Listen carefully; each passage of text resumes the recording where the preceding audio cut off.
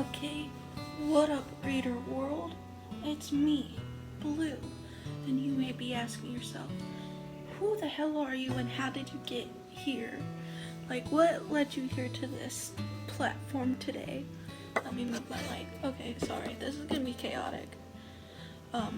Anyway, so I'm here to do a book review of All the Bright Places by Jennifer Niven. I've tried to film this like 6 times and I just can't do it. But here we are. 7th time's a charm, right? Yes.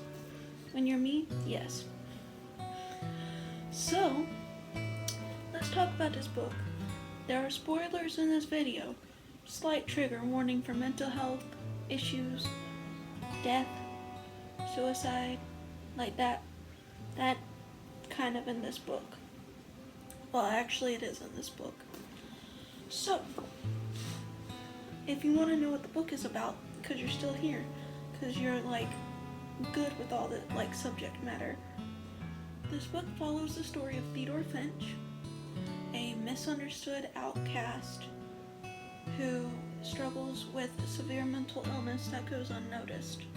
Well, not completely, but no one really thinks to ask questions. It's a don't ask, don't tell situation.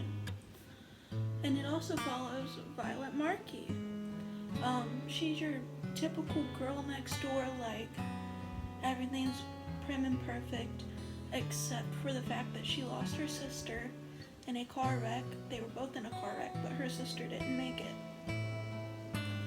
And that leaves Violet feeling unsure of who she is, unsure of her emotions, and obviously grieving because, losing siblings, not easy.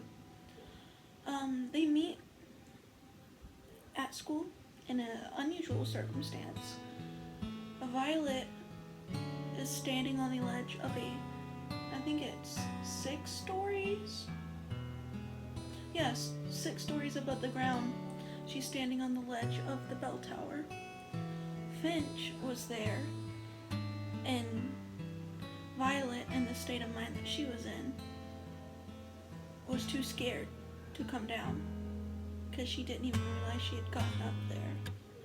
But Finch talks her down, gets her safe and sound, and that's where their story together begins. So, basically the back of the book, the last line is, but as Violet's world grows, Finch's begins to shrink, and that is the perfect description of this book.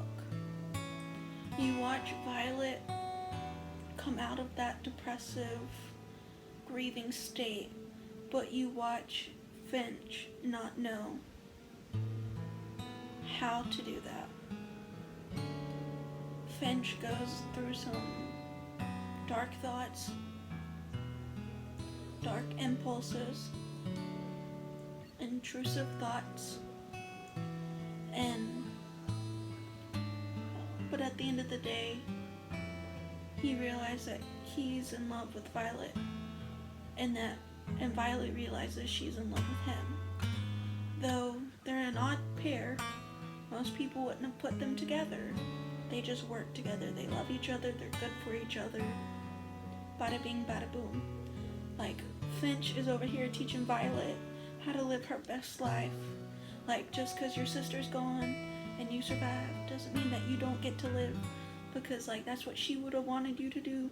So like, live with me, let's go on these adventures. And then on the other hand, Violet's like, hey Finch, people do love you. I love you. I think about marrying you sometimes. Don't you do no whack ass shit. Yeah, this is chaotic, sorry. So anyway, that's their relationship. That's the way the story goes. It's a very good book. Giving it 5 out of 5 stars for multiple reasons. And let's get into them. So, I picked this book up in 2019.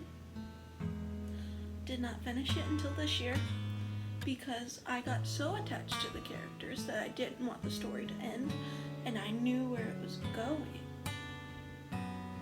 So I definitely didn't want to go there, not quite yet. I was selfish.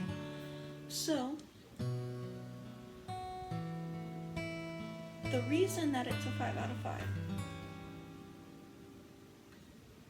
the way you're introduced to the characters' thoughts and feelings and emotions and like the way they interact with each other, chef's kiss, amazing.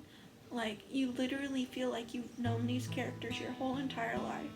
Like, they are your best friends. The reason I didn't pick it up for so long, as I said, was because I didn't want the story to end. But I figured it was time. So, the writing is great. It's just so amazing. Like, that's literally my only thoughts, is that it's so amazing. So,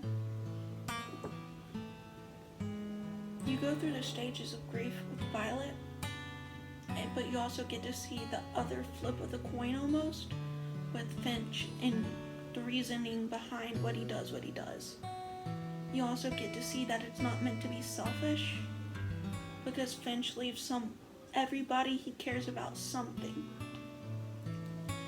And that's beautiful. All the way it's written makes it beautiful. Because let's keep in mind that mental illness is not to be romanticized, which in this book I don't think it does. I think it's just proving a point. Now, this book is very, crazy, for me at least, because I can relate to a lot of shit in this book, from stuff from my personal life. So, yeah. And I think a lot of people can relate to at least the grief part. Maybe not so the incidents, but the grief of losing someone or people you love, because we've all lost family, or maybe someone left without saying goodbye and we've never seen them again, or we lost a family pet. Bada bing, bada boom. I don't know why I say that so much, but you know what I mean? So, you get to go through the stages of grief, and I guess for people who are grieving when reading this, because sometimes when you're sad or going through some shit, you want something to read that you can relate to into some aspect.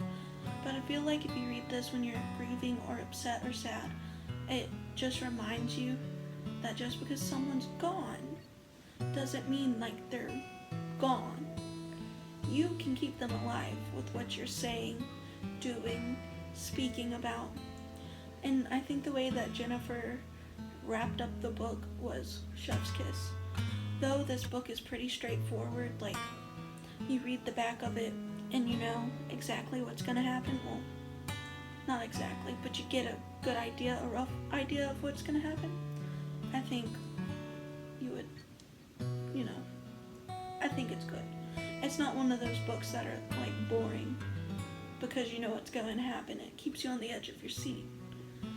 I will say though, if you happen to be like me and get emotionally attached to characters way too easily, that if you put this down for 2 years and read in between that and decide to pick it up 2 years later on a whim and pick up where you left off, you will have no issue remembering exactly where you were. This book is very memorable, at least for me. So, yeah, that was my chaotic book review of All the Bright Places by Jennifer Niven. Yeah. Anyway, see you all next time. Drink some water.